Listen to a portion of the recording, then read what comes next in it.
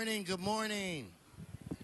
If I could ask everyone to please take their seats. Today is Friday, June 17th.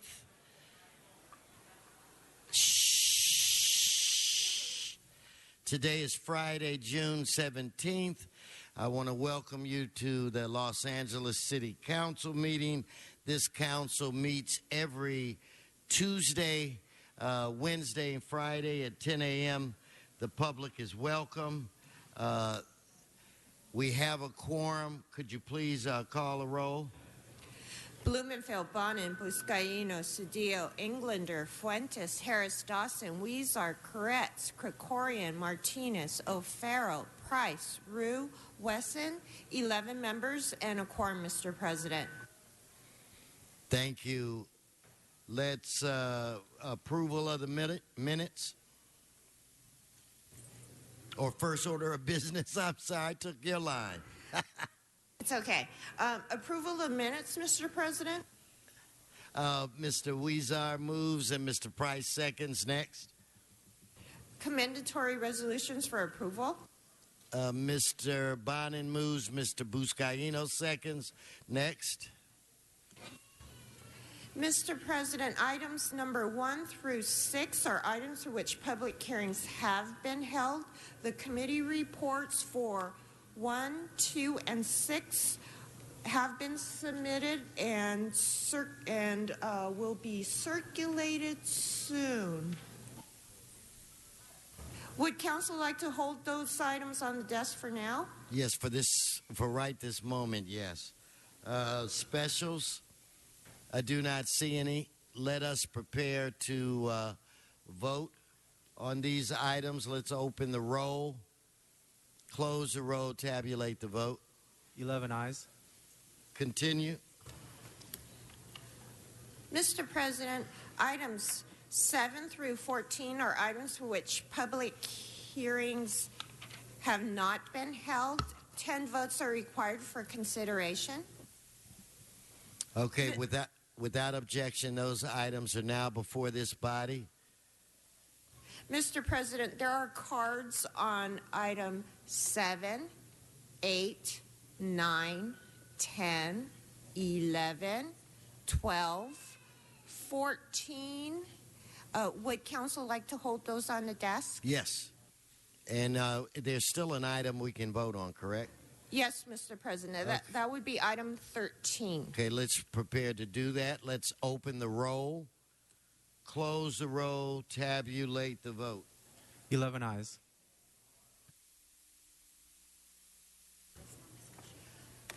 That brings us where? Mr. President, that brings council to the continuation agenda. Item 15 is an item notice for a public hearing. And Mr. President, there are cards on item 15. Would council like to hold that on the desk? We will hold that item as well.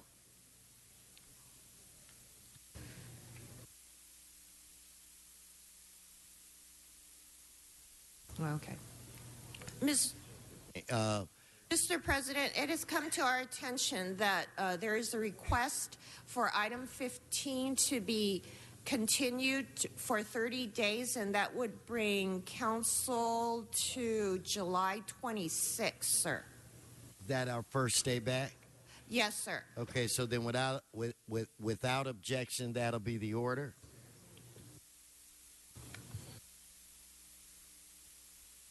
Okay, now we still have items 16 and 17 that we can vote on as well. Yes, Mr. President. And we've had public hearings on that? Yes, Mr. President. Public hearing was closed for 16 and 17. Okay. Let us prepare to vote on those items. Let's open the roll, close the roll, tabulate the vote. 11 ayes. Continue. Mr. Weezar. 17 forthwith, please. 17 forthwith at the request of Mr. Weezar.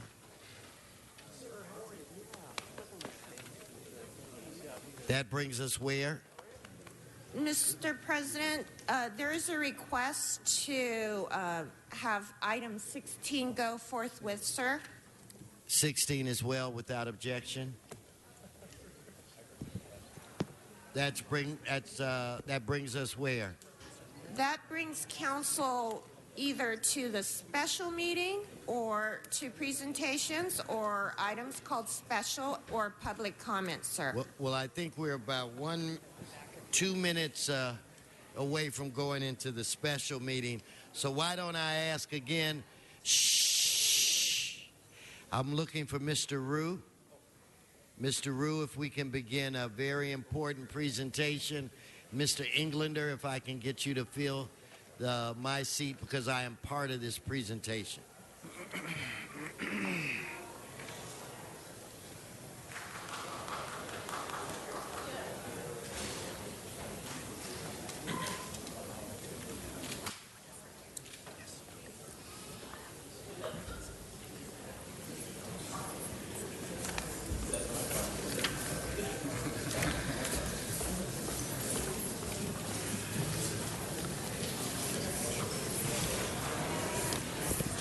All right, we'll turn the floor over to Councilmember Rue. The floor is yours. And also welcome our City Attorney, Mike Fuhrer. How you doing? Great. Thank you, Mr. President, and Mr. Wesson. Good morning. Good morning, City Council and Council President. Council President Wesson, thank you for joining us. And first off, I can't believe I'm here today. I can't believe we're here today. If we can ask folks to keep their conversations to a minimum and keep it down for the special presentation. Thank you. I can't believe that we're here today because it feels just like yesterday when we were sitting around a table having some Guinness together and trying to figure out how we could effectuate change in the world. And today, I'm so proud to be here this morning to recognize and honor the Speaker of the State of California and my good friend, Anthony Rendon.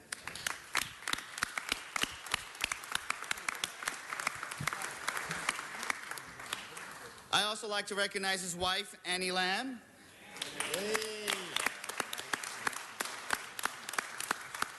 Who is also the Executive Director of the California API Legislative Caucus, and of course the Speaker's better half. And the Speaker's parents, Tom and Gloria Rendon.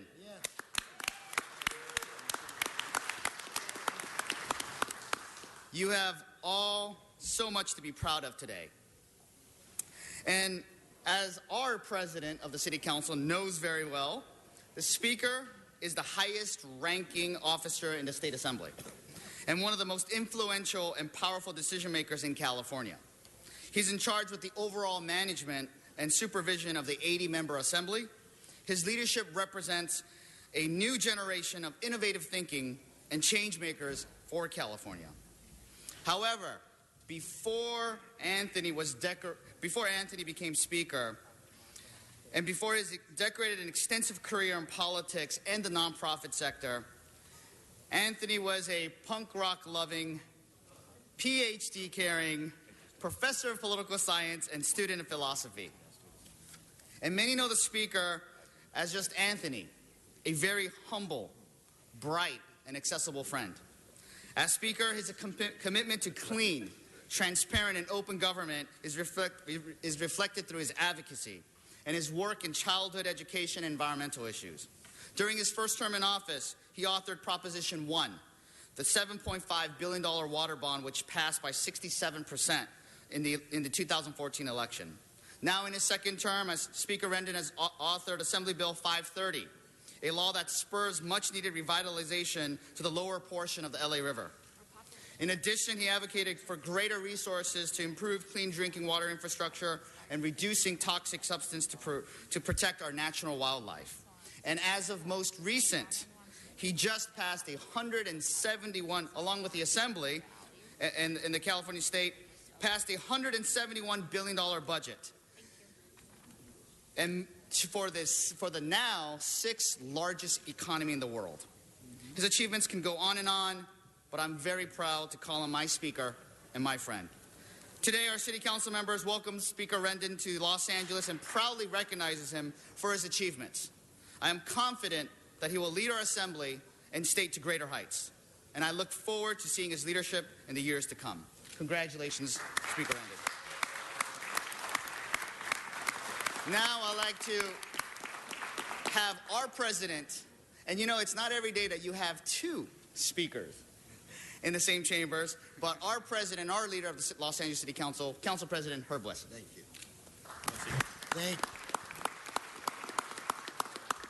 Thank you to my colleague, David Rue. And to the members that serve on this council that have experience in Sacramento, to our city attorney who is standing behind me that has experience in Sacramento. We all know how challenging it is to be the Speaker of the California State Assembly. You have to basically work with 120, not including the governor, elected officials.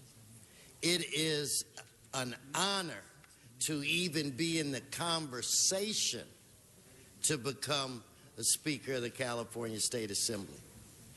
It is with such pride that I rise because the members of the California State Assembly in 2002 elected me to serve as Speaker. One of the greatest experiences that I've ever had in my life. I am honored to be one of the individuals that presents to you. I was the 65th Speaker. Speaker Rendon is the 70th Speaker, so it's going to be my pleasure to be part of the delegation that presents him to you. But just let me say this. Becoming the Speaker is not an easy task. It takes, in my opinion, a very special individual that can put together the necessary votes to lead the Assembly. And I think that Mr. Speaker Rendon, who was able to do this, deserves a round of applause for just doing that, because that in itself is a major accomplishment. This country, and I've said it before, is the greatest country in the world because dreams come true. Anything is possible. For many of you, you may not know that Dr. Rendon had a very challenging education process. I want to say at one point in time, he had a grade point average that was a whopping 1.7. Was that it? 0.83. I'm sorry, 0.83. And anywhere else, then you would think that this individual would be destined to go down the wrong path, not the right path. But not only did he turn his life around and become a doctor, he has become a leader, not just in his city of Southgate, but for the state of California. I think that that's a perfect example that if you work hard, anything at all is possible in this great country, in this great state that we live in. That it doesn't matter where you come from, doesn't matter what religion you practice, it doesn't matter whatever the color of your skin is, it doesn't matter who you love. The only thing that matters in this country is that you love. Speaker Rendon comes from humble beginnings, and I can relate to that because so did I. And now he has a phenomenal opportunity to really return the Assembly to its level of greatness. One of the biggest problems in Sacramento is that we had two-year speakers. And the moment that you got good. The moment that you understood your job, it was time for you to move on. We have an opportunity in Speaker Rendon to find consistency, which is unbelievably important to all of us. We have an opportunity for Speaker Rendon to use all of his power and all of his influence to deliver services not only for all of California, but remember, he is a Southern California boy, and I guarantee you that we will benefit from this. Mr. O'Farrell, just look at his commitment to the LA River. We could not find a better ally. I think when he rises and slams the gavel to start assembly sessions, he will be treated as an equal, not as a junior partner, that the assembly will get a level of respect that maybe it has not had for years. So the last thing that I would say to our dear friend and great speaker would be a little advice. Hire the best staff that you can hire and really, really listen to them. But at the end of the day, your decision should be made based on a combination of your heart and your head. And the call is your call. When the assembly does great, you share all of the glory. When the assembly does something that is not as great, you accept all the blame. That is what you get. You get the title, but you take all of the grief. That's what a good leader does. A good leader puts his members before himself. And the other thing is realize that government is not about doing what you want to do, that government is about doing what you have to do, and government is about leading people places where they don't think that they want to go. And if you ever want some advice from the little fella, the little wiry, handsome, well-dressed fella, he is available to you. I am always one phone call away. Ladies and gentlemen, let's give the Speaker of the California State Assembly the type of applause that he deserves. Welcome to LA City Council. Let's stand up. Let's show him the respect. Congratulations, sir. We are very proud of you.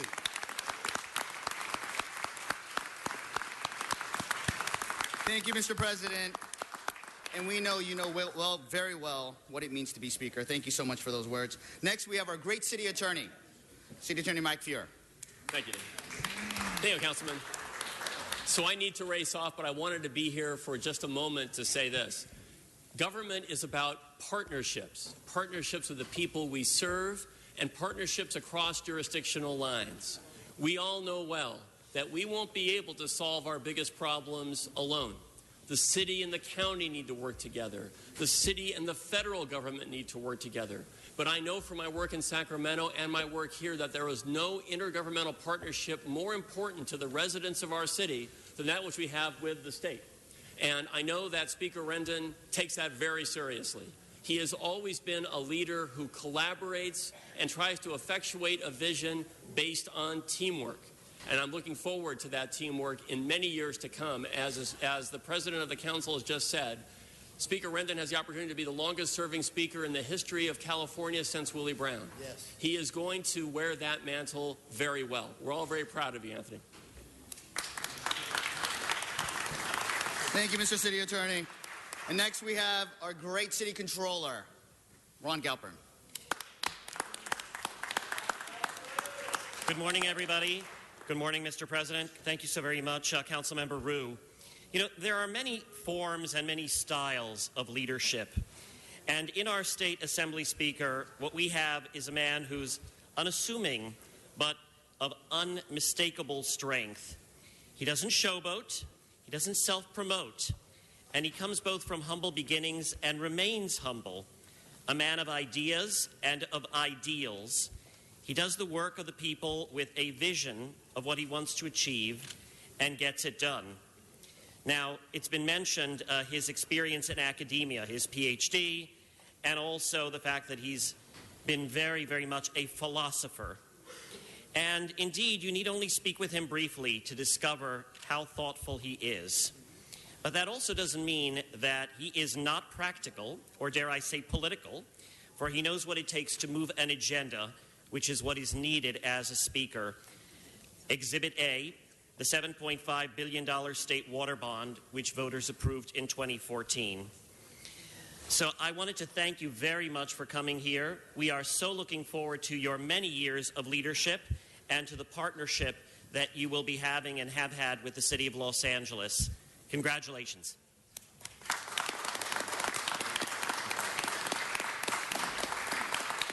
Thank you, Mr. Galpern. And it is now my pleasure, and this is the first time in history where both the Speaker and the Senate Pro Temp are from Southern California. Our good friend, you know him all well personally, the Speaker of the State of California, Mr. Anthony Rendon. Yeah. Before, Mr. Speaker, since this might be the only opportunity I have to cut you off, before I do, we do have Councilmember Bonin on the queue, so I want to turn it over to him. Thank you, Mr. Engler, or Mr. President. Mr. Rue, Mr. Wesson, thank you for bringing the Speaker here today. I wanted to say a few words about Anthony as a person. Ron talked a little bit about his style of leadership, and the word humble has been mentioned a few times. And I think there's a great example of his humble leadership. If you call his district office, they don't answer Speaker Rendon's office. They answer the phone by saying Assemblyman Rendon's office. And if you drive there, the sign says Assemblyman. In the district, the Speaker is the Assemblyman. And he makes that very clear to the people he represents, that he always puts his district first. And I think that's a very important thing to do. I've also had an opportunity to sit with Anthony a few times for discussions of substantive issues. And with so many of us, myself included, if you sit with an elected official and discuss policy, you hear what they think. I saw Anthony sit and listen and query people and absorb information, and was not there to tell us what he thought, but was there to hear what other people thought, to formulate policy. And what I've seen from you in your time in the Assembly is that you're the type of elected official who is about service. And I just want to thank you for doing that, and I want to thank you for modeling that for the rest of us. Thank you.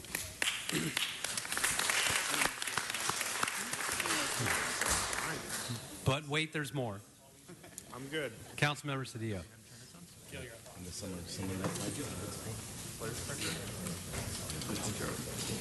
I know. Good morning. It's amazing, as Councilmember Rue said, it's just, was it last summer that we were sitting in Chinatown and we had dinner at this big table with a bunch of people talking about philosophy and the future of the Assembly and leadership models and the service model of leadership and all these nice philosophical ideas that you shortly turned into a campaign to become the Speaker, a successful campaign, and I applaud you for that. I want to say a couple of things. One, Speaker Wesson, you're absolutely right. There were 7 speakers in my 15 years in the Capitol. Right? That meant 2 years. You get in, you find where the office is, you make some assignments, you go to the floor, you deal with the budget, you get some degree of comfort, and then you start talking to the candidates who want to come and replace you. That's it. You're out. And so regardless of your skills and talent, and there were talented people, Speaker Bustamante, Speaker Villaraigosa, Speaker Hertzberg, Speaker Wesson, Speaker Wesson, Speaker Nunez, Speaker Bass, and Speaker Pettis. Regardless of their talent, they all had to leave. And it's one of the problems of term limits, because it destabilizes the very nature of our democracy. It impedes governance. It makes it difficult for us to serve. But we have an opportunity, Anthony, you have an opportunity to provide the greatest stability to that body. And it is, as all the speakers say, it's the house of the people. It's the body that is closest to the people. It's the body that has the voice. And so you have a great challenge in front of you, but you also have, as we've heard this morning, incredible confidence from all your peers and from your colleagues. The greatest honor is to be elected by your peers, and you've demonstrated that, and you have confidence in us, from us. Obviously, we are all so very excited for you and for the prospects of what your leadership will bring to the state of California. And so I applaud you, and I'm happy to be here and happy to see you this morning. To your parents, they must be so proud. Let's hear it for your parents. Because your parents have worked not just for themselves, but for you, and to provide a better life and a better opportunity for you. And as the president of our council says, this is the greatest country because so many people come here to provide that opportunity for their children, not for themselves. And on the best days, their children take advantage of it and provide that service and that leadership for this incredible state, now the 7th economy of the world. I think since your presence, we've moved up. And so I'm just very, very happy to see you here this morning. I'm happy. My family's happy. I applaud your leadership, and I look forward to the great, exciting things that we're going to do. There are many challenges that confront us, many challenges that confront us today and will confront us over your tenure.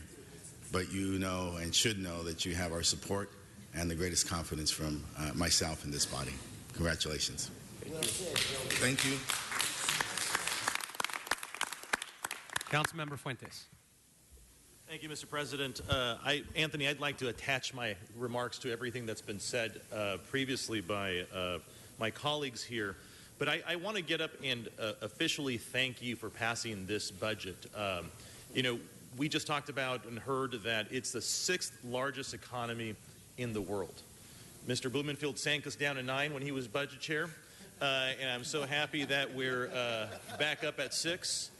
And I say that jokingly. In fact, Bob and some of us have been talking an awful lot about the stark differences that the state of California finds itself today as opposed to when we served, and including you, Mr. Speaker, Mr. President. When we took office, at least my class, the class of 2007, the state was at a place where we passed a budget of about $126 billion. And then it fell down almost a quarter, 25%, down to $86 billion.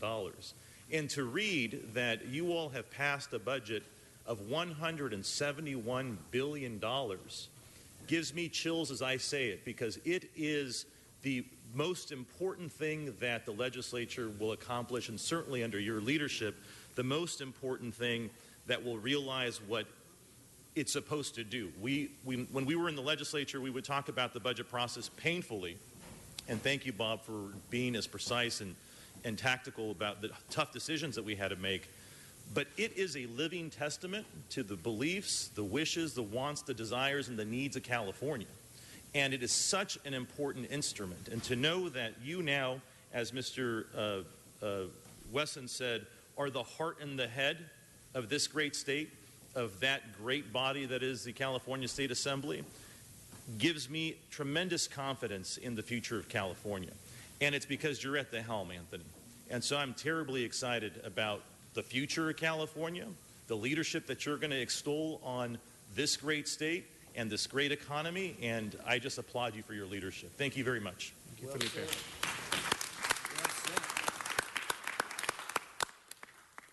And now, Mr. Speaker, the floor is yours. Thank you.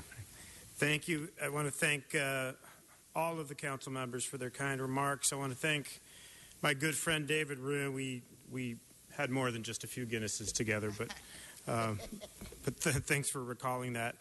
It's great to be here today. Great to be with my wonderful wife, Annie Lamb, as well as my parents, Tom and Gloria, both of whom are proud and native Angelinos. My dad, a graduate of Cathedral High School, go Phantoms, and my mom, a graduate of Queen of Angels, go whatever their nickname was. I don't quite know what it was.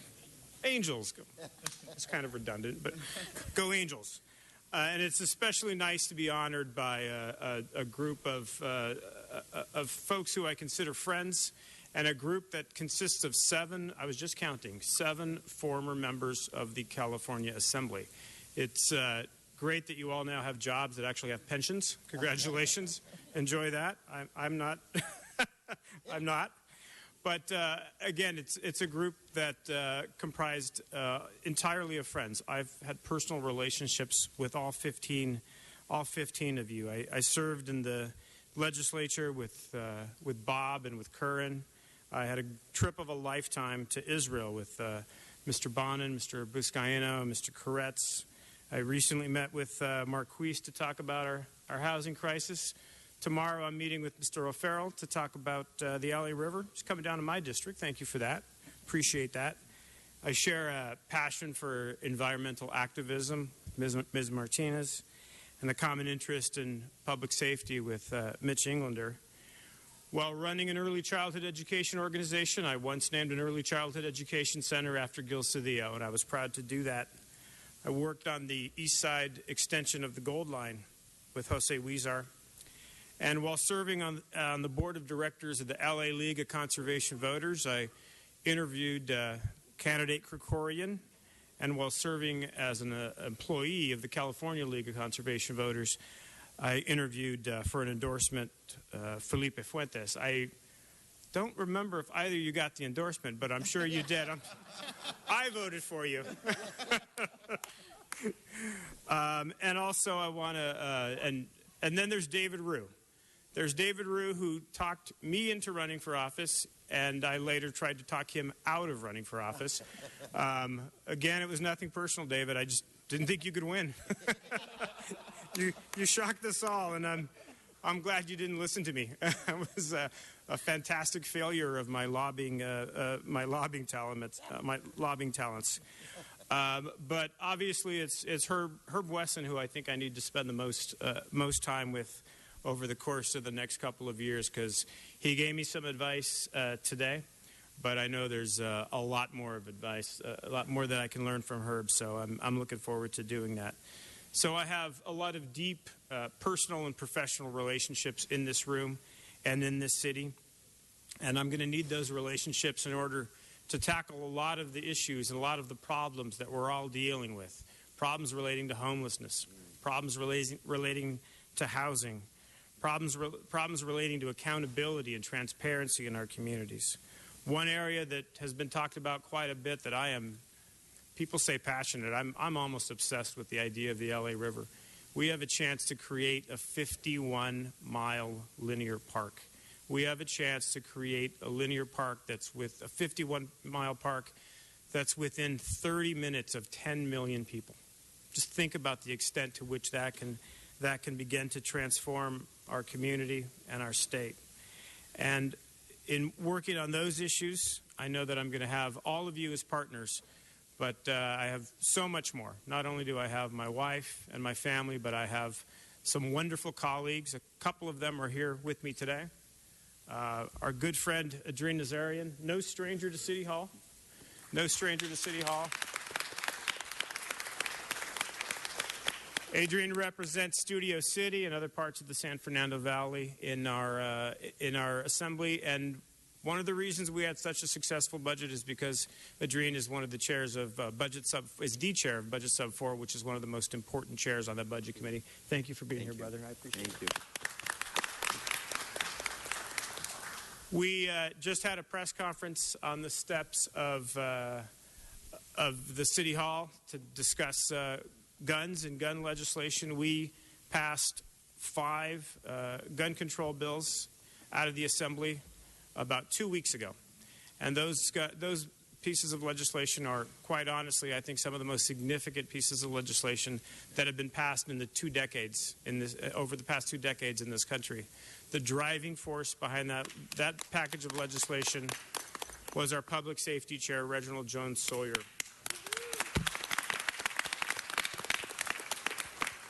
Reggie, no stranger to City Hall either, and Reggie represents South Los Angeles in the Assembly. Thank you for being here, Reggie.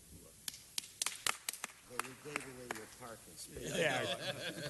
And look at this dapper young man. Look at the carnation. My good friend Sebastian Ridley Thomas is, I guess, the youngest member of the State Assembly. 28 years old. He's almost half my age. It's embarrassing. Sebastian serves as the chair of our Revenue and Tax Committee. He's someone, again, no stranger to City Hall. Probably ran around these halls as a kid. Right over there. Hiding under Dad's desk. Yeah, right? That's exactly right. Exactly.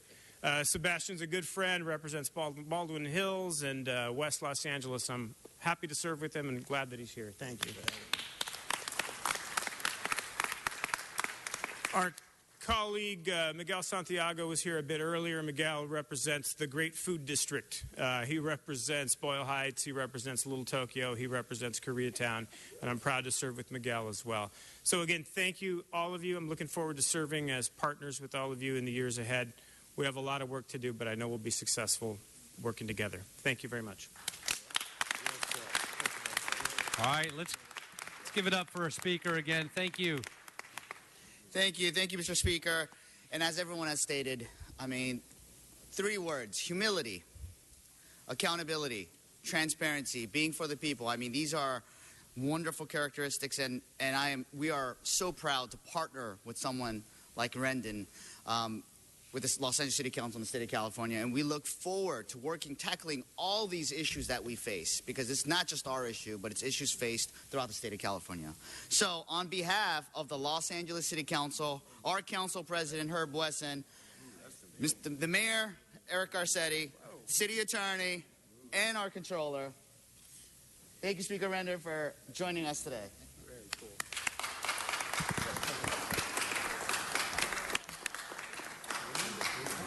Say, touch it. Yeah, touch it.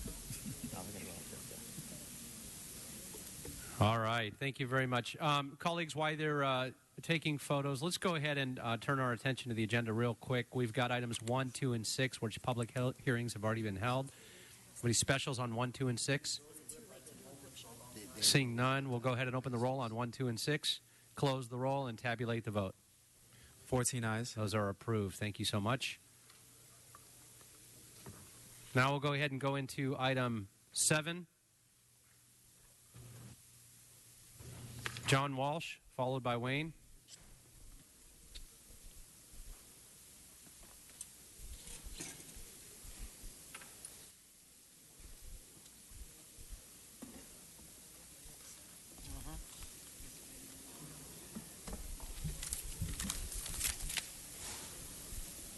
John Walsh, blogging at HollywoodHighlands.org, or Jay Walsh Confidential, tweeting at Hollywood Dems. The love feast is over. This is resolutions. These are the REAP rent escrow account. Remember, if your landlord is not keeping your apartment up to code, you complain to the city. If the landlord doesn't bring your apartment up to code, then the city says to the landlord, your renter is not going to be paying your rent to you anymore. They're going to be paying it to the city until you bring everything up to code. This is an excellent program. When you do an excellent job, I am the first to congratulate you. And when you do a horrible job, I am among the first to condemn you. HollywoodHighlands.org.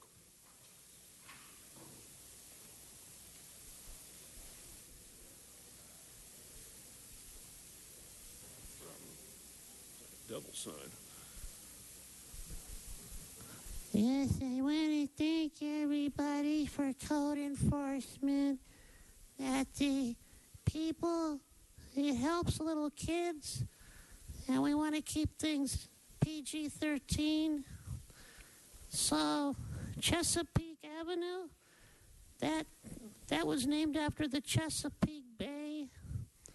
It's very politically correct. And then you have East Marco Place. That's where kids go and play Marco Polo. Marco Polo.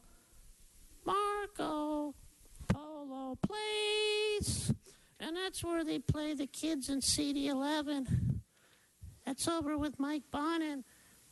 And Bonin really, really, really likes little children. He really, really likes little boys. You're not on the item. Thank you very much. one more time, not on the item, and you'll be asked to forfeit all of your time for the meetings because you know the rules. And so it'll be a reminder to everybody that if you're told again that you're not speaking on the specific item, that you'll forfeit your time. So I just want to remind everybody of the council rules on that. With that, we'll go ahead and open the roll on item 7, close the roll, and tabulate the vote. 14 ayes.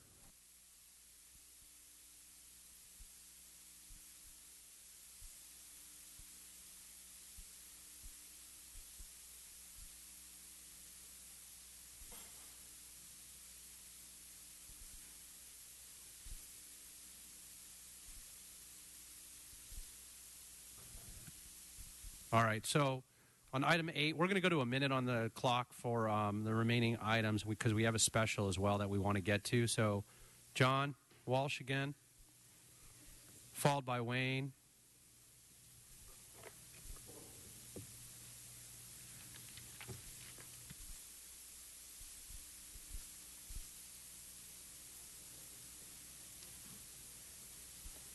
John Walsh, HollywoodHighlands.org. This is outrageous. Charter schools, which are in, and LAUSD is out. This is a $7 million revenue bond for a school called the Discovery Charter Preparatory School. I don't have to tell the black people it's not in your neighborhood.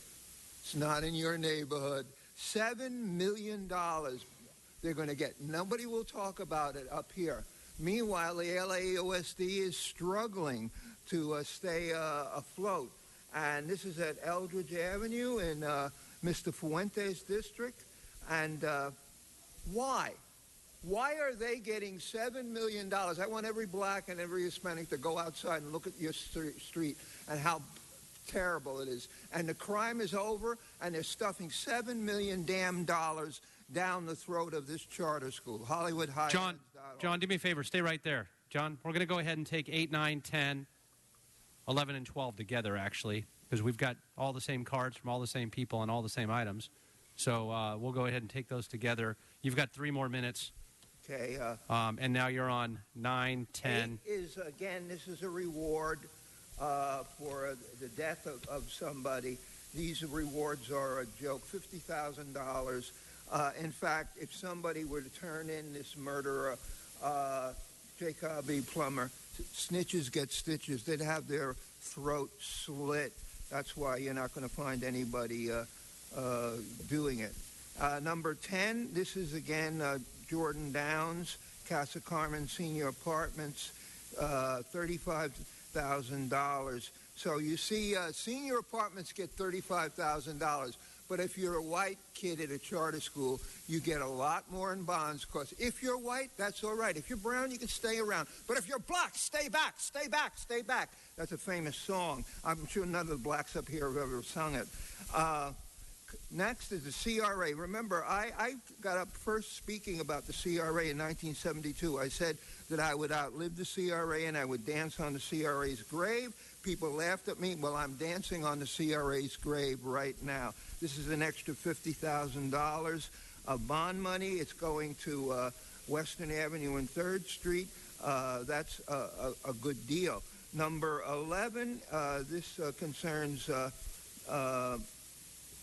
$400,000, Koreatown, another redevelopment to implement public improvements. That is fine. And number 15 is a special item, and that concerns Public Works.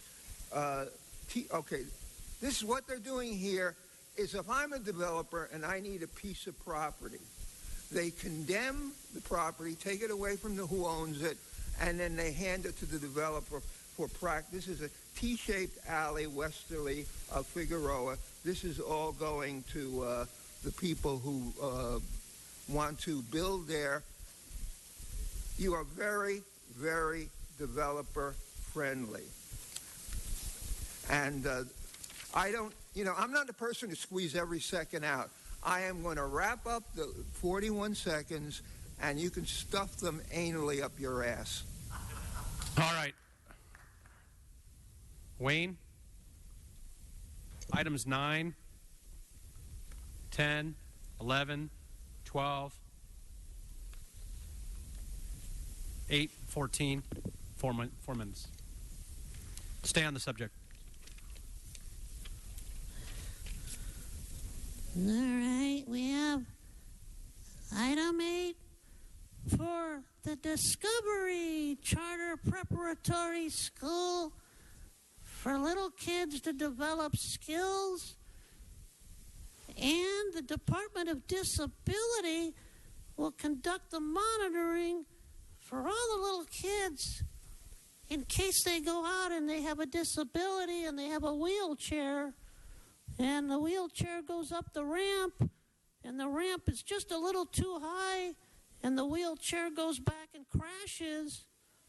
The Disability Department, along with the Commission on Disability, will monitor for the little kids in wheelchairs and other kids with disabilities. For example, AADA, AAEOADA, EEEIODA, and other ADA type disabilities will be able to be monitored for the first time ever by the disability community.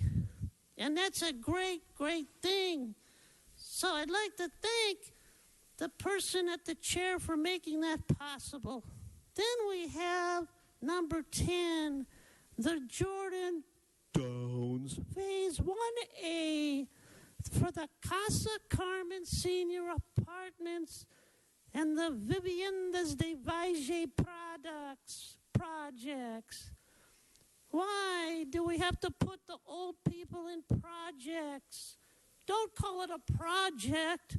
Call it Senior Community Center instead of projects, because projects mean you're coming from the projects. So you don't want to be saying, where do you live? Well, I live with my grandmother in the projects. Because if you're living in the projects, then you're living in the ghetto, and the ghetto in the EIO, and you got to get out of that place.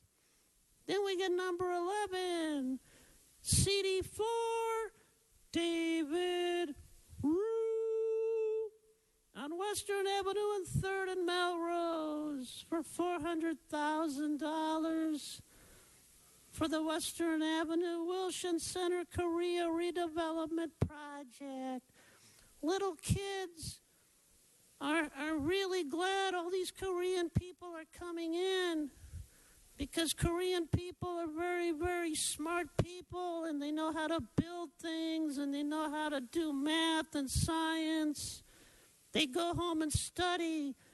So CD4 understands the drug-free, Christian, religious, conservative Korean community is here to rebuild our broken city.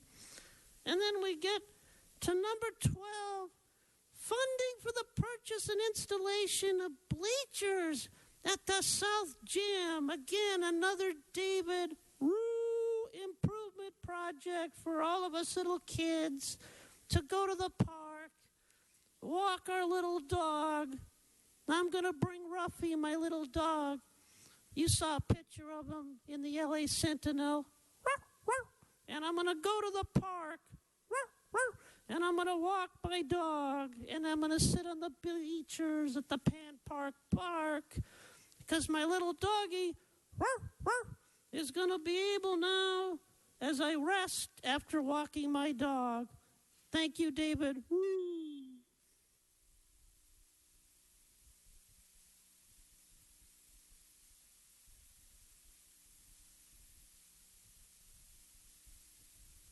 Madam Clerk, next speaker is Mr. Hunt. You're speaking on items 8, 9,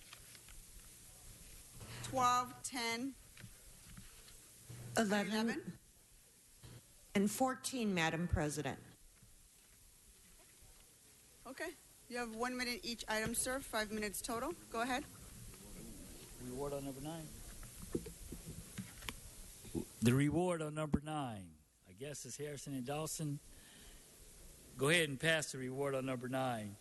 I want to get to the number 10 for the elderly. I want to pass that for the, I guess it's $12 million or something like that. Go ahead and get that done. Today's a beautiful day, Madam President, because you're up there.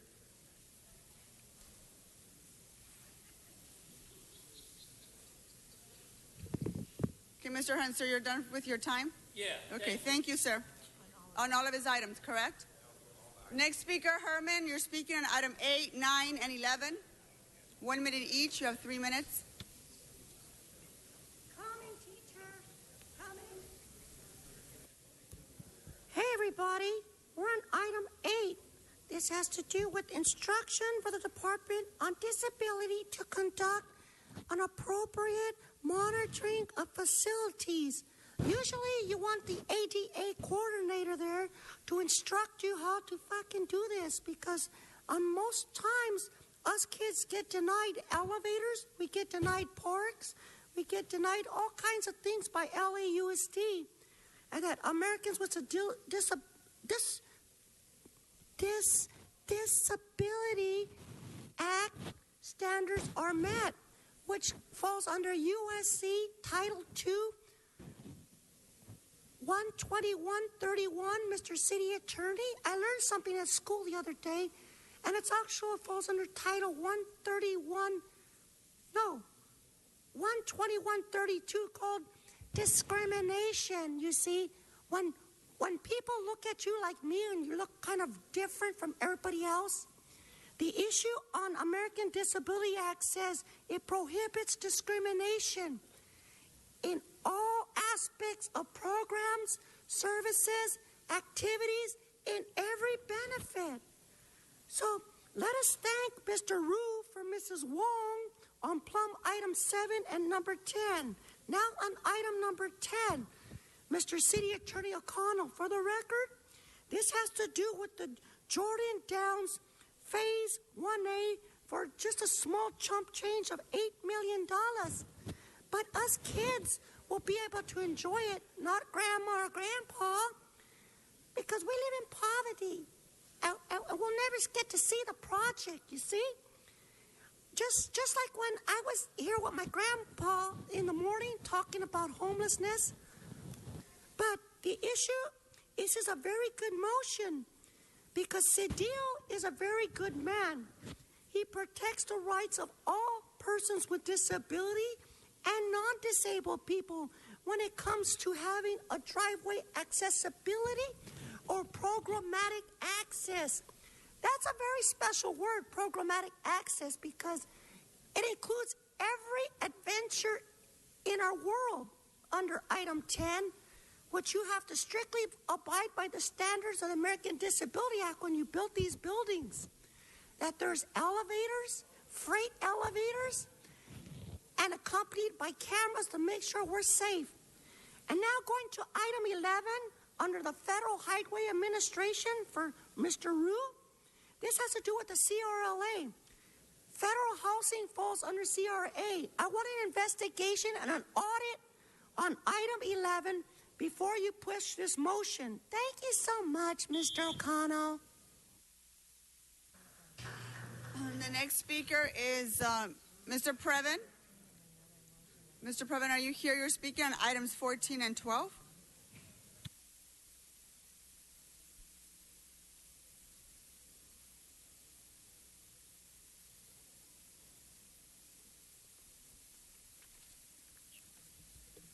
Thank you, Council President Martinez. It is Eric Previn with no microphone, but is that by design or just accidentally? It's fine. Okay, whatever. Okay. Oh, there it is. Thank you. It's Eric Previn from the 2nd District. Yeah, item 12 is thoughtful. I appreciate David Rue, who's not visible, but I'm sure he's in the back with Rendon. He and Mr. O'Farrell are courteously and generously providing about $18,000. They're moving it from AB 1290 money into, they're going to put up some bleachers, which is a very nice idea at a gym in Pan Pacific Park, I believe, South Gym, the south side. Good. good stuff. Bleachers are great. It engages the community and so on and so forth. I have been tracking the way we engage with our parks and rec and funding, and I feel that we need to do a slightly better job on bringing in the community members to the decision-making for these kinds of appropriations. Obviously, this is a very small $18,000 appropriation that I think we all agree is inarguably in the public's interest. But there are some we have learned, Mr. Harris Dawson's not here right now, but I guess he's in the back too, but where we have park-poor environments that are failing to qualify for funding, whereas other environments are piling on expenditures in a Prop K environment where they're doing stuff that is kind of almost outside of the public's perception, that is expensive, that involves money that was earmarked by voters in 1996 that is leftover money, so it's fair to be spent. But what's missing is the engaged dialogue about how to spend it and where to spend it. Are there park-poor places that should get that, or should we go back to the rhetoric that we've heard in Los Angeles many times, like, look, we're entitled to our fair share. Doesn't matter if we already have a nice park. We want more money, and we get it. It's fair and even, and that's how it should be. This is a dialogue that I could come in on two sides of, but it's a dialogue that should happen. And unfortunately, the current system, it doesn't happen. So what are you doing? Thank you, Mr. Previn. Your time is up. Madam Clerk, that concludes speakers on these items. Members, before us are items 8, 9, 10, 11, 12, and 14. Madam Clerk, open the roll, close the roll, and tabulate the vote. 14 ayes.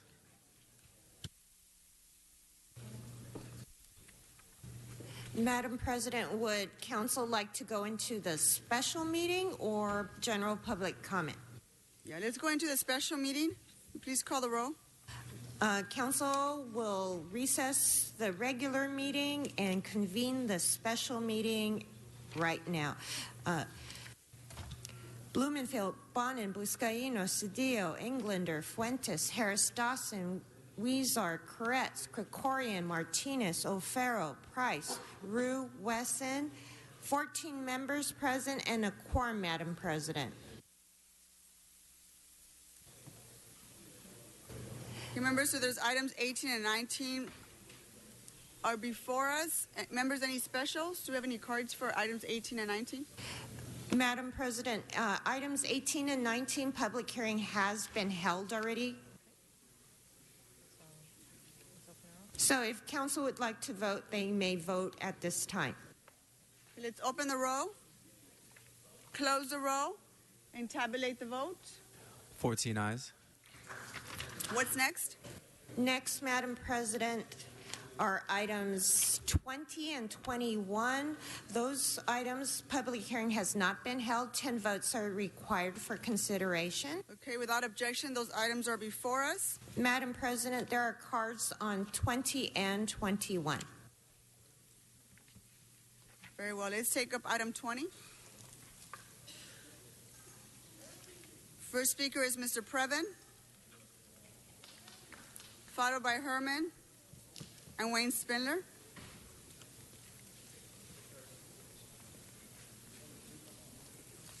Yes, it's Eric Previn, Council President Martinez from the 2nd District. I am. You are from the 6th District. But item 20 is what you said, not 21. I'm on 20, not 21.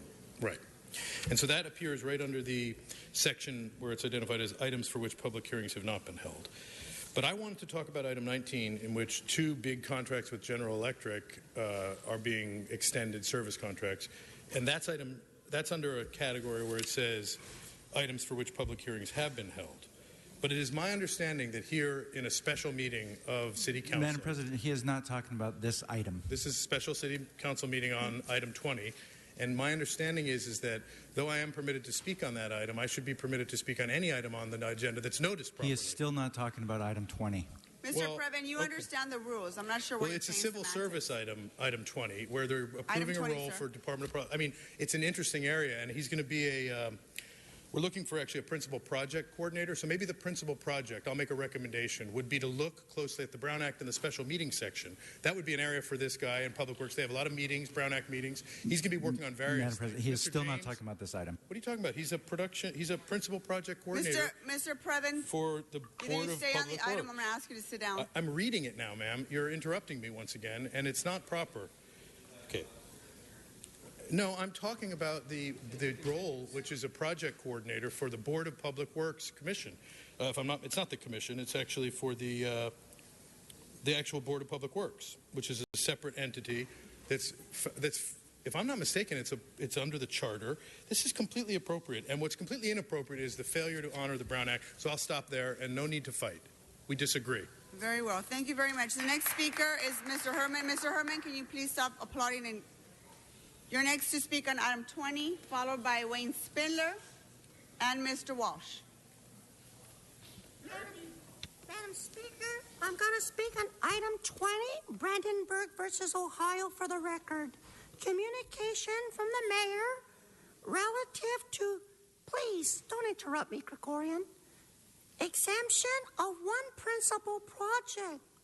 Of course, you have to have a budget, and you need a budget person to figure these things out when it comes to coordinating a position. Because remember, mommy and daddy work so hard and they pay taxes, and we have to funnel this money into the general fund of the city so that it gets distributed to different positions. And within those positions, for the Board of Public Works, it's very questionable, kids. You know, it's kind of like when Peppa Pig makes those noises, but this has to do with sloppy, piggish business. Very sloppy, piggish business, because as you see, there was none submitted statements from the public for a hearing. You get it, Mr. O'Connell? None submitted. So correct me if I'm wrong, Mr. City Attorney. None submitted. I'm just a 14-year-old kid questioning it. What do you get upset for, O'Connell? What do you get upset at me for? It says none submitted. And then I'm going to talk about the word exemption is a scary word in politics, because one of the principal projects of this exception means it can go this way, can go that way, this way, that way, this way, that way when it comes to an exception. And politicians have a very bad habit of dipping into the exception. Under projects coordinators for position by the BPW, not NWA, but from the civil service provisions of the city charter. Look at O'Connell, I did it. I stayed on topic. What a jerk. Thank you. Mr. Walsh.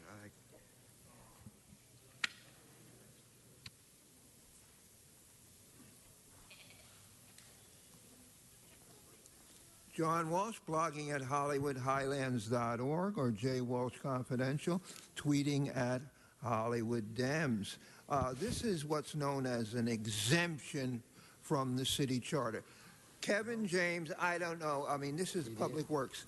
He's got, I don't know if it's his gay boyfriend or whoever he is. He has someone he wants to give a job to, but the person doesn't have the qualifications to work for the Public Works under the city charter. So what do? They come here, and you give his gay boyfriend the right to make $150,000, although he's about as qualified as that roach I see crawling on the across the floor. This is what you do all the time. The city charter they use as ass wipe. They're not going to say anything. They're going to give Kevin James's boyfriend a big smooch on the kiss, on the lips. And what's going to happen now? And, of course, Sennheiser, who's gay as a goose, who's the L.A. Times reporter, he's not going to go against a fellow gay boy. He is not talking about this. HollywoodHighlands.org. Okay. Go fuck yourself. Mr. Spindler, did you speak on this?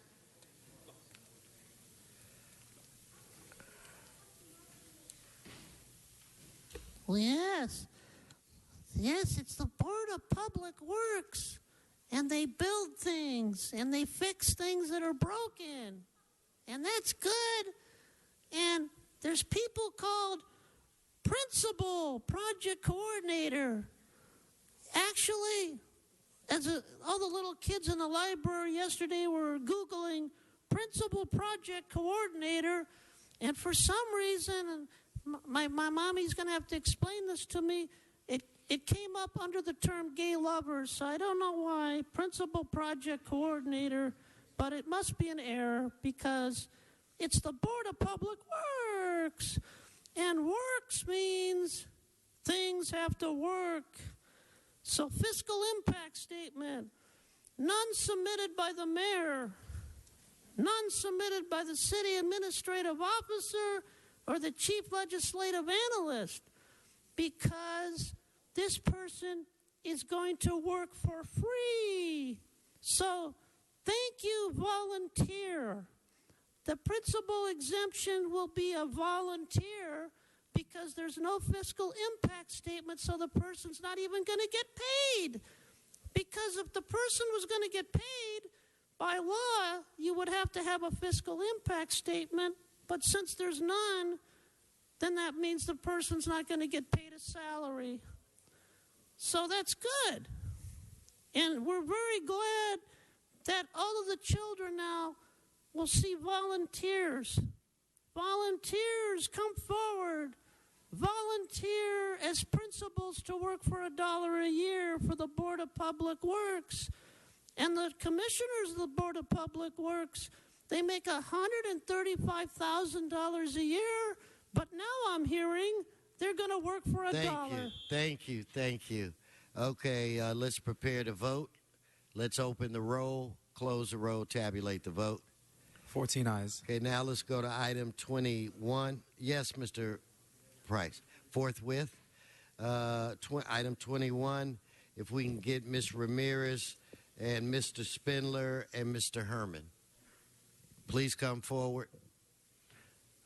Mr. Spindler, you're right there. Come on.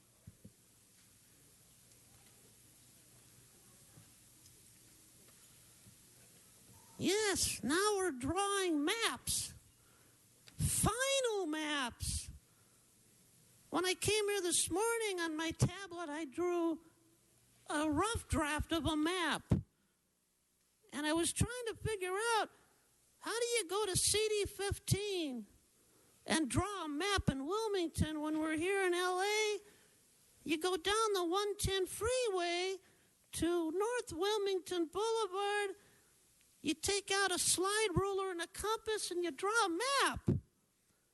And what they do is when they draw a map, they make up their own idea of what a parcel should be. And then they go to the big people, the adults at the engineer reports, bonds, city files, agreements, contracts, other issues as specified. So they do it a little differently, kids. Here with final maps, in Chicago, to get a final map, you only have to pay one person. He is not talking about this. Get back on the subject. Okay, but here at the city of Los Angeles, there are many departments that separate themselves. The city engineer works for the Department of Public Works, and then the council works for the councilman and the committee. And then there's something called PLUM, the Planning and Land Use Management Committee. And that's the big power. Wilmington Avenue has a new house built on it. And then there's the great surveyor, Michael A. Canada. And Michael A. Canada is the expert. So whenever you want to take and build something illegally, contact Michael A. Canada, and he will get your project approved, kids. Thank you. Thank you. Ms. Ramirez? Thank you very much. Before you approve the final maps, let's clarify city engineers. Now, most city and county, state, and federal offices and departments now have they label the wetbacks and the gangbangers. No, stay on the subject. Stay on the subject. Stay on the subject. Last warning. Wetbacks and gangbangers okay, are thank not... you. Your time is expired. Your time is expired. Would you turn off her mic? Your time is expired. Okay, you're disrupting the meeting. One more outburst, I'll ask you to leave. Mr. Herman? I'm on item 20. No, you just stay on the subject or you will leave. Okay, Herman, thank you. Regarding Canada, I think they made a mistake with Mr. Michael A. Canada. They put a K. And on maps, Canada spelled with a C. A big C. always a big C. But, you know, when Mr. Spender was talking about the approval of final maps, how to adopt a city engineer report, it goes through all these layers, and layers of bureaucracy. And these projects disrupt many lives, cost people millions of dollars when you interrupt and walk by me like that, sir. Stay on the subject. Don't be so rude. Excuse me. No, you're off subject. I'm talking about case 72933, a bond number, actually, for C-127-266. Mr. O'Connell, that's for the record now, remind you. So now, while I was being interrupted about the final maps to adopt by the city engineer for agreements, including bonds. We always ask for bonds, and people don't understand bonds. But that's a different issue. I'm not going to talk about that because I'm down to 42 seconds. Let me wrap this show up. So, under CD15, which is Joe Busciano, who's not here in his seat, you guys are going to push the button. And the kids don't know why. I don't know why. Okay, you're off the subject now. Thank you. Your time has expired. Has nothing to do with pushing buttons. Sit down, Mr. Herman. Let's prepare to vote. Let's open the roll, close the roll, tabulate the vote. 14 ayes. And to our visitors that are here, we're sorry if anything, your children heard anything that was offensive. It's just we have to afford these individuals the opportunity to speak. But again, know that we don't support that language or those activities. Okay. Mr. President, yes. There is a request to have item 21 go forthwith, sir. Okay, let me, Mr. I think that was Mr. Buscaino's. Thank you. Yes, forthwith on 21. Thank you, Mr. President. Okay, so that'll be the order. So is it time to adjourn and return? Yes, Mr. President. Then let us do that. And what is before us now? Is it general public comment? Yes, Mr. President. Thank you. So is Miss Harriet Elliott here? Please come forward. Mr. Walsh, Mr. Previn, Mr. Hunt, please come forward. Oh, yes. My name is Harriet Elliott. I worked more than 20 years at General Motors. More than half of those years, I received a perfect attendance award. General Motors is not releasing that award to me. I saw the document, and I know they have it. The document is important. My son, before my PI saw that the autopsy said my son had no alcohol or drugs in him, he could believe anything, but now he knows that my son was innocent. Also, I was an alcoholic during that time, so that's why I'm saying that perfect attendance award in half of the years, I must have been a pretty good functioning alcoholic. I did have an elongated liver, but not enlarged. I took the document from the UCLA about elongated, and I asked my doctor, Philip Carlson, is it the same thing as enlarged? He said, no, not exactly. No, it isn't. And he went to bat for me. He took my papers, and he called UCLA because he's a good guy. Thank you. Thank you. So if I can now get Mr. Walsh, followed by Mr. Previn, followed by Mr. Hunt. John Walsh, HollywoodHighlands.org. I'm sure you all saw that the Wall Street Journal leaked that Mayor Garcetti was being considered seriously. He was being vetted by Hillary for the vice president. He did something no politician has ever done in the history of America. He said, I don't want to be vice president. I would rather be mayor of L.A. Of course, he was lying. He was lying because if he was vetted, we would find out that he was gay. And his lover is Glenn Dake, and his lover used to be his deputy, Glenn Dake. Go look it up. And Glenn Dake was also his appointee to the paid Metropolitan Water District Board. The mayor is ashamed of being gay.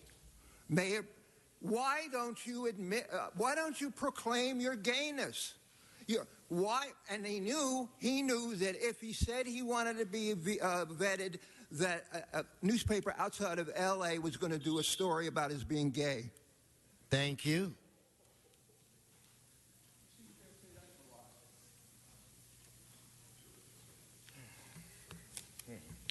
Thank you, Council President Wesson. It is Eric Previn from the 2nd District.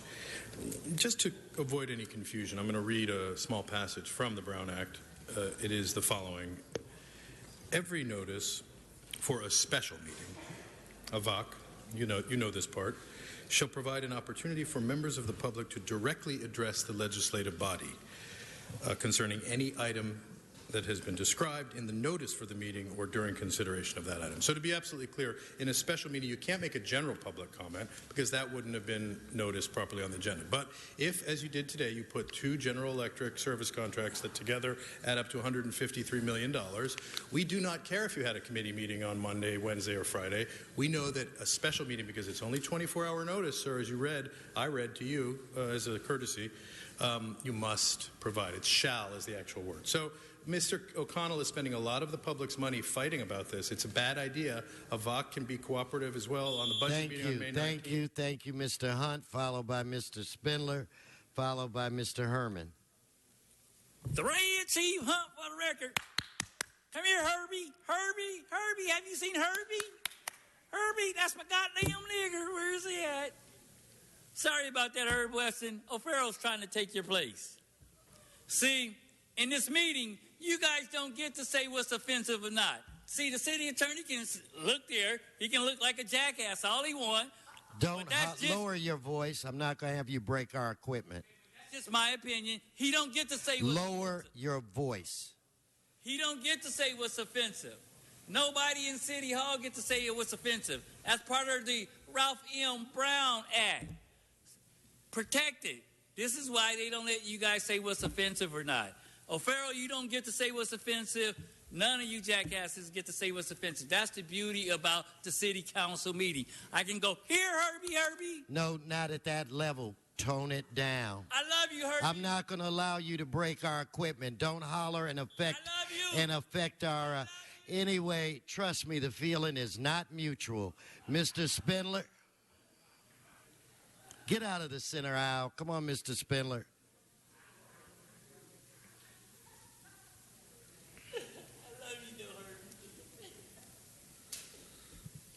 The Ralph M. Brown Act requires anonymity. Every time I put a speaker card in, I've used a pseudonym, and you keep repeating and announcing my real name in violation of the Ralph M. Brown Act. You've done this 50 times in the last 60 days, and you're being monitored because you're violating state law. And when you do that, you subject the speakers to retaliation, and you restrict their ability to have a private life. I am a private citizen, and you cause a public nuisance for a person merely speaking on subjects of public interest. You keep doing that. Stop doing that. Stop doing that. Stop it. It's got to stop. And the state attorney general has to make it stop. Okay, Mr. Herman, Mr. City Attorney. Just for the record, people that are attending the meetings are entitled to anonymous attendance, but if somebody is speaking and the council knows the identity of that person, they can refer to that person by that person's name. Thank you for that clarification. Clarification, Brandenburg versus Ohio, 395 U.S.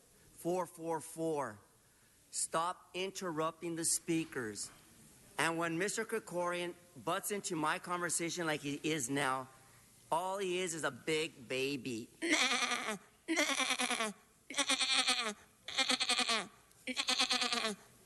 I'm going to hold my sign, Krikorian, because the rule is Trump, Trump, Trump, Krikorian, Trump, Trump, Krikorian, Trump, Trump, loser, Englander, Trump, Trump, Englander, loser. Keep your voice down. Keep your voice down. District loser in all the city of Los Angeles lost $1 million of all he's paid to pay interest.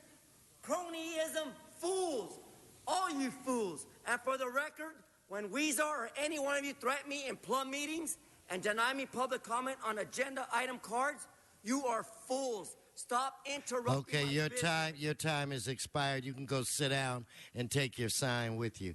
Miss Richardson, Jacqueline Richardson, followed by Miss Ramirez.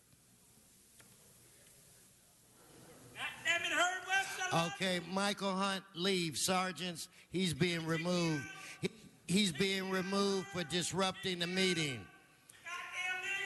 No, you're going to leave right now. Don't start yet, Miss Richardson, till we remove this asshole. Get out of the building. Get out of this chamber. Yes, Mr. Krikorian. Might not have been heard by the microphones. I just wanted to state for the record that Mr. Hunt stated as he was leaving that he is leaving the meeting.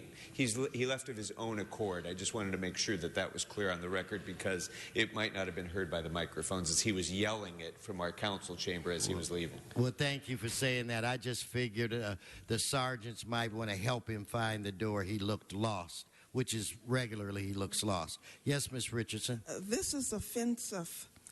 We will not want the Jewish immigrant to come here anymore unless they stop stealing everything they get their hands on. The Jews today are not nice. The immigrants today do not know the rules that will make them rich and successful. They do not know where they are found. They don't know they exist. And this includes the messy blacks that don't know anything. That's another story.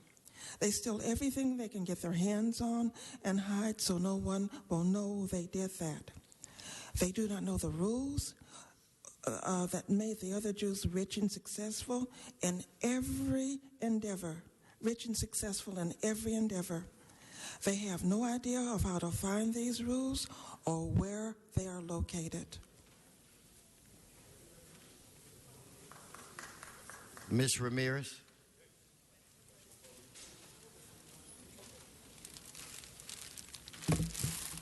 Thank you very much. Every wetback and gangbanger, racist, hate-mongering wetbacks and gangbangers should be Lysoled and fumigated, deported. Operation Wetback. Bravo, Donald Trump. Jefe, thank you.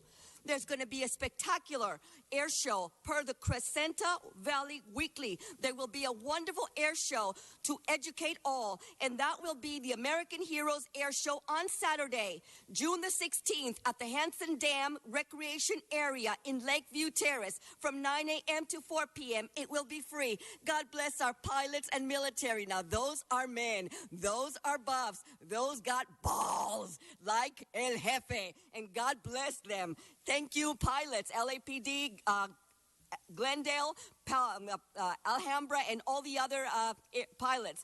You will see Hueys, Vietnam choppers. God bless them all. And next, I would like to say that, again, let us be proud of Donald Trump. Thank you, thank you. Thank you. Your time has expired. Okay, so that ends public comment. Madam Clerk, is there any more business before? Mr. City Attorney, do you want to make a statement? Okay, after the clerk, we'll go to the City Attorney.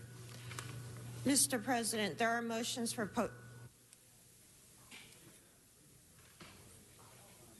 City Attorney will speak to the findings. Mr. President, there is a special one, and City Attorney will speak to the findings. Okay, Mr. City Attorney. Thank you, Mr. President. I will cite the facts as presented to me by the maker of the motion for the Council's consideration of the adequacy of the findings. Since the posting of today's agenda, the developer just signed the joint application for disposition and development agreement for the AHSC project. Immediate action is required to approve this matter due to an application deadline of Monday, June 20th. Council must first make findings pursuant to Government Code Section 54954.2 before considering the substantive motion. Okay, let's vote on that. Let's open the roll, close the roll, tabulate the vote. 13 ayes. Okay, so now we'll take public comment. Since this is a special, Mr. City Attorney, I'm going to limit their time to a minute. So if there are cards on this item, please give them to me. Sergeants, give them to me.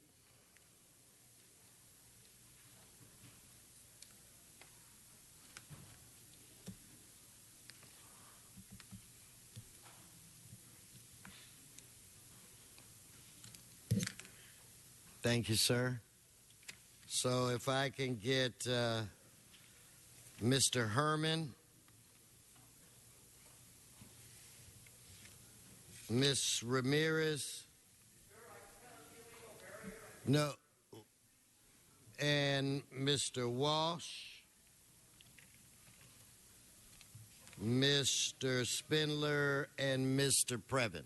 Yes. Thank you very much. On this special, ladies and gentlemen, as a public person with civic interest, I have no idea what this special number 1 is.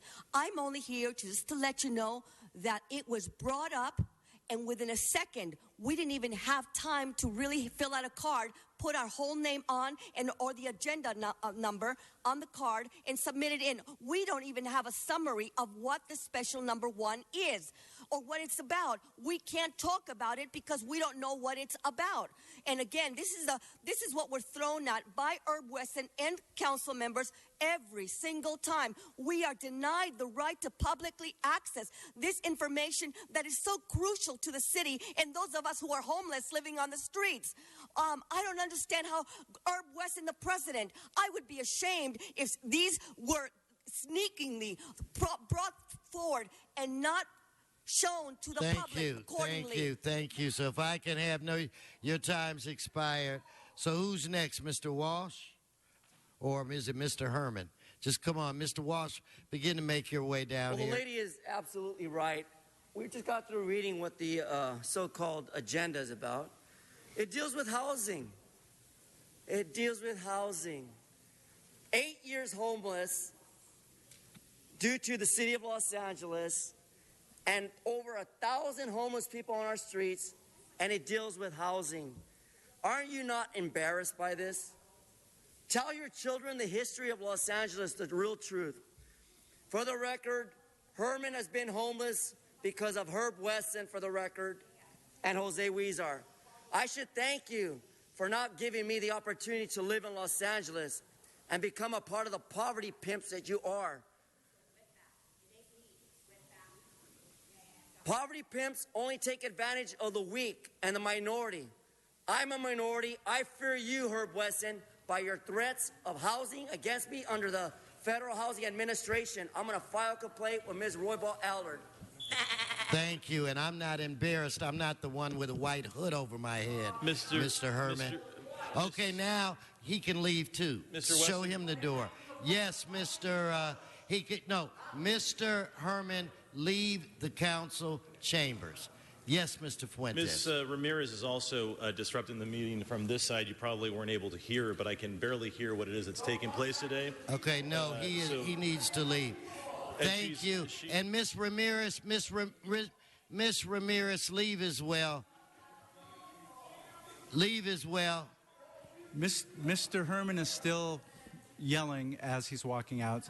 And so is Miss Ramirez. Miss Ramirez, please leave. Sergeant's helper, I think she's having difficulty finding the exit. She is continuing to disrupt this meeting.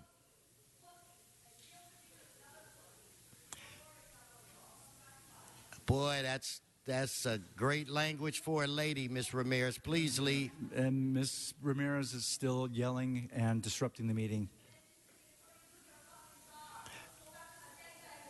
So again, folks, Ms. Ramirez is still substantially impairing the progress of this meeting. Yes, she is. Okay. Well, he's still waiting while she's disrupting the meeting. Mr. Walsh. In Mexico, people like that are shot to death. They're shot to death in Mexico. John Walsh, blogging at HollywoodHighlands.org or J. Walsh Confidential. See, the sneaky thing they do is put something on special because this is not on the agenda. We had a run over and they posted it a minute ago. This is what they did on Porter Ranch. When you spoke about it was on the special. This is when they want to hide something. They claim that they have till June 20th to pass this housing thing. They've had months to pass it. The reason I only have 22 seconds, but believe me, what's going on here when they put it on a special, is crooked. The whole thing is crooked. It's being pushed through. Nobody knows what it is, and when they want to hide corrupt money, they put it under housing. HollywoodHighlands.org. Mr. Krikorian. Mr. President, I feel like I need to state again for the record, as I was trying to pay rapt attention to Mr. Walsh while he was giving his comment, Ms. Ramirez could still be heard from outside the council chambers screaming outside the door. Again, the microphones don't pick this up, but if anybody ever reviews this tape in the future, I'd like them to understand that the members of this council, while trying to conduct this meeting, are still being disrupted by yelling outside by Ms. Ramirez. Thank you. Thank you for that, Mr. Krikorian. Mr. Spindler, followed by Mr. Previn.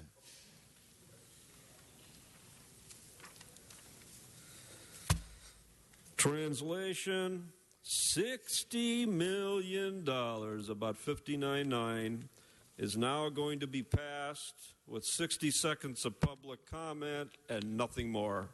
$60 million. $60 million in 5-6 different development projects. It's 2 pages long. I got to see it for 35 seconds, and I get to speak on it for 60 seconds. This is criminal. It's absolutely criminal. Read the Ralph M. Brown Act, and you'll find out why this city is in peril, ethically and legally, ramming a $60 million project through at the last minute, and everybody will not know why. But the communities will know when they see the bulldozers. Why? Because they rammed it through illegally under a false special motion. Shame, shame, shame. Okay, your time has expired. Mr. Previn.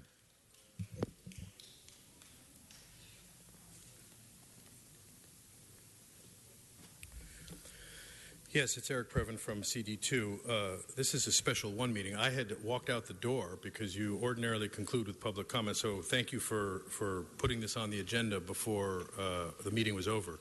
But did you notice anybody in the public, or this is it? This is the notice. Okay, well, if this is the notice, I think the other speakers are completely accurate that this should be a real emergency, and yet this is a lot of funding for 6 separate projects. The biggest winner, and there's always a winner, is 7th and Whitmer is taking $5.9 million and another 10.8. So that is a substantial share of that 59. I don't know if it's intended to be buried or not. Frankly, it is very hard to analyze it so quickly, and it is 2 pages. I want to give a little shout out to the group that decided to photograph the resolution in 12 pitch, which is readable, and then the other one, so it wouldn't go to 3 pages and you'd notice there's a second page, is in a smaller pitch. So that's a nice little trick. I'm always learning from the masters, and I want to applaud this body. Thank you. Thank you so much.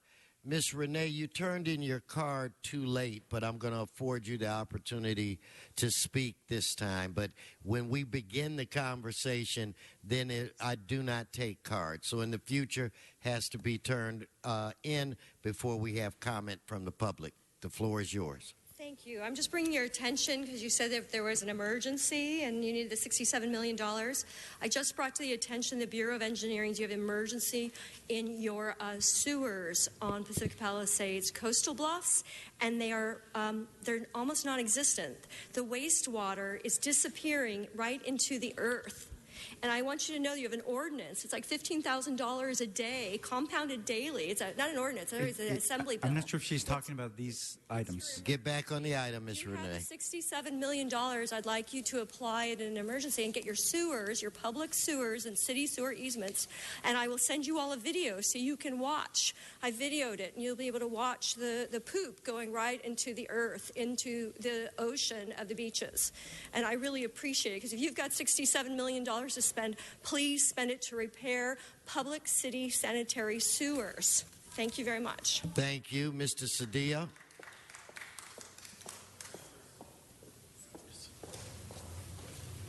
Members, this matter has been heard several times in committee.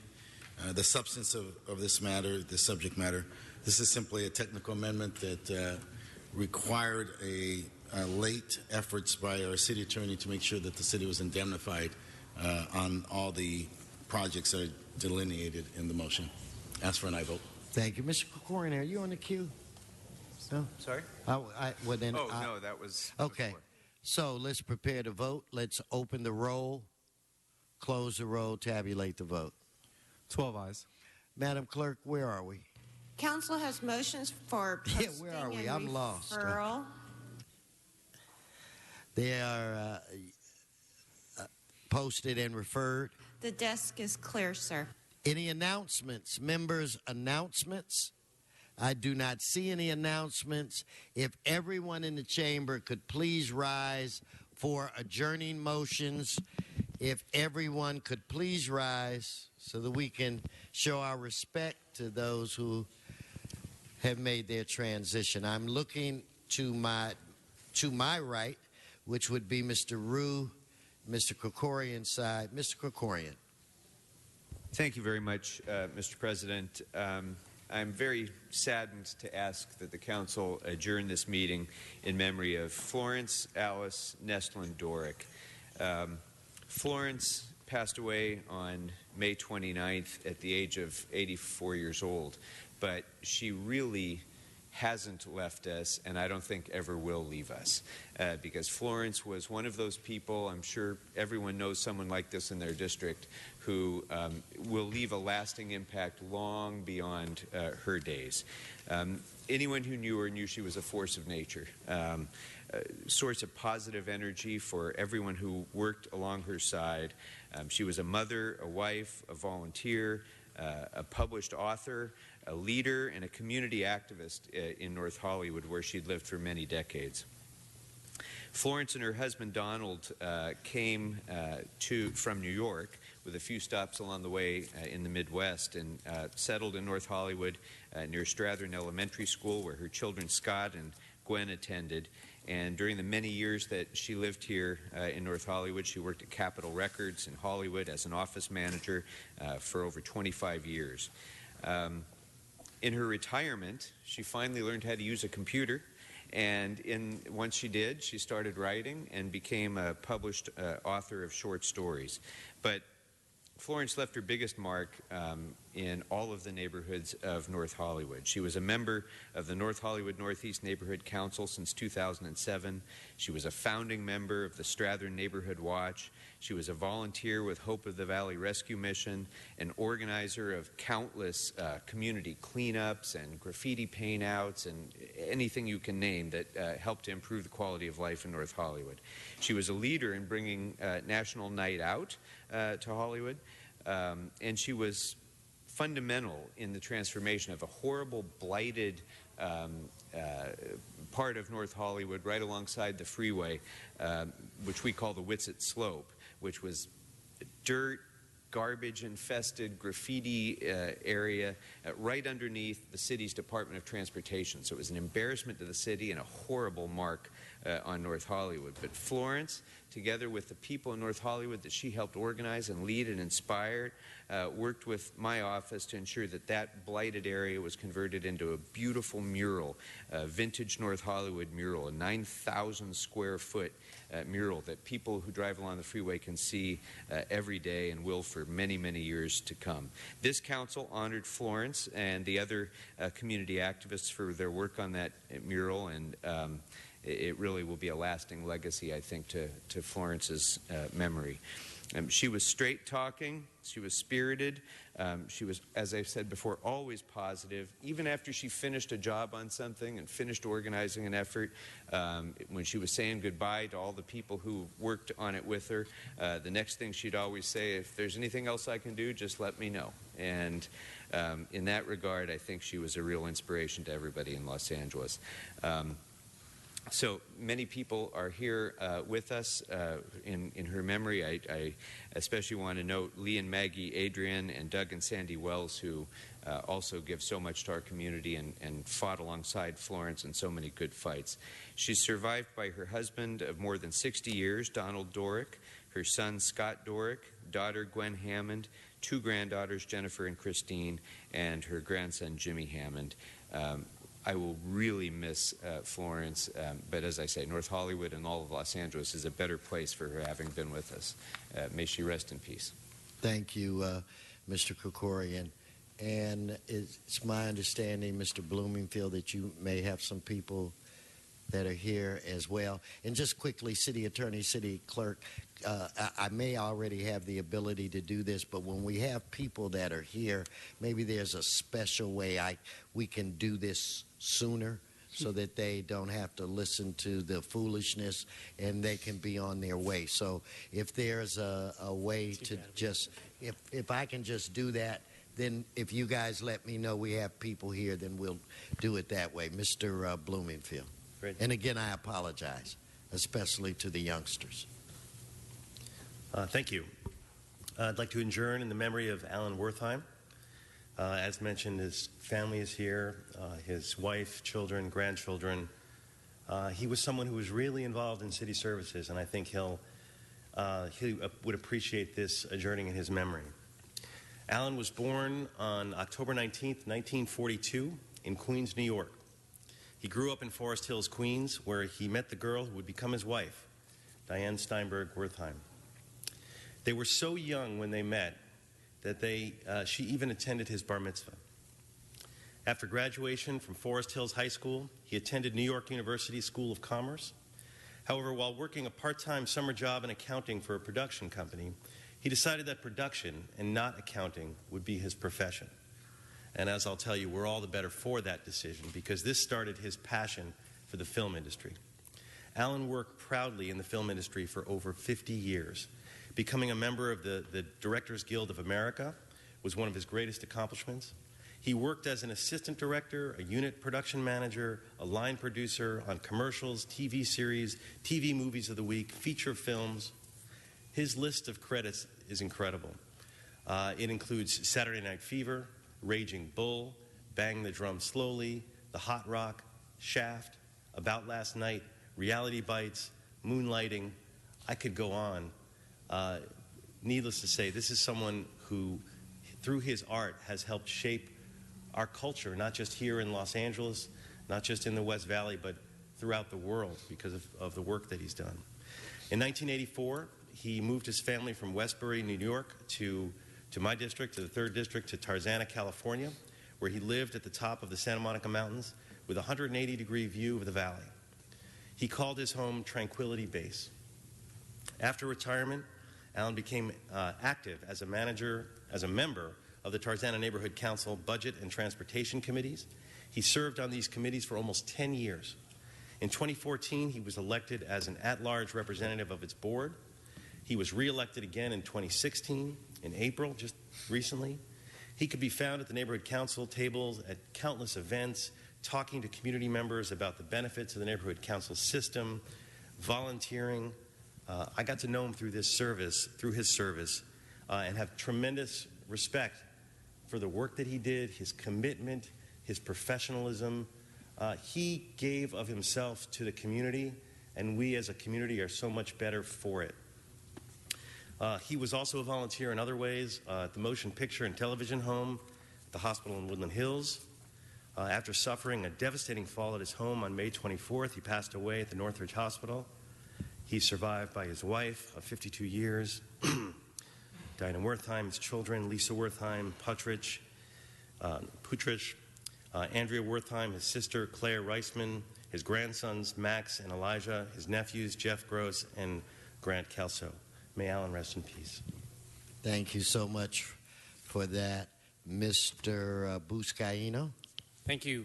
Colleagues, I ask that we adjourn in memory of Julian Jimenez, who passed away on June 10th, at the age of 67, a longtime city employee for the Department of Recreation and Parks.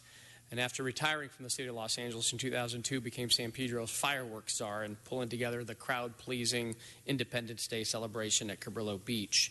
He spent 22 years living in the town's historic 1874 Point Fermin Lighthouse and was the last resident of the lighthouse, living there from 1979 to 2002 and caring for the lighthouse as if it was his own child. Julian didn't seek attention or publicity, but his kind heart, compassion, and love for San Pedro will live forever in our hearts. He is survived by his loving wife Lisa, 3 sons, Julian, Brian, and Andrew, and 2 sisters, Susan, Barrett, and Juanita Jimenez. and 2 grandchildren. The celebration of his life will be planned later by friends and family, and our hearts and thoughts and prayers go out to Elisa and the entire Jimenez family. Julian Jimenez, may he rest in peace. Thank you, Mr. Buscaino. Members, are there any more adjourning motions? I don't see any. Have a productive and great weekend. This meeting is adjourned.